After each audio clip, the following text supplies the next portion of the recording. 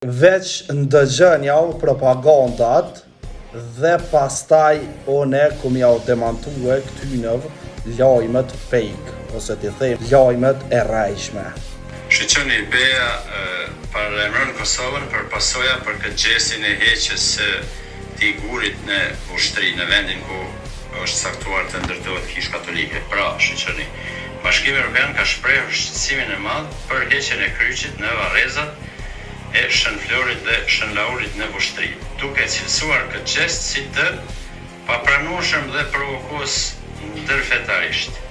Deklarata zyrtare e BE-s, liria fetare dhe respekti për të gjithë komunitetet janë thelbësore në çdo shtet që synon integrimin evropian, ose me masën e islamit, ose do të marrim masa ne.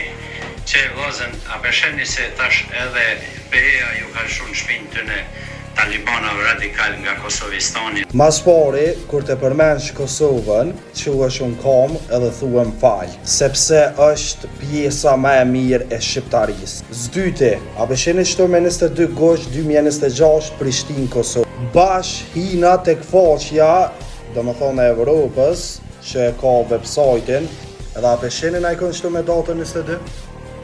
Qërë? A besheni na ikon shto këtë pjesë? Stop me kësi propaganda, sepse të one s'kalojnë këtu.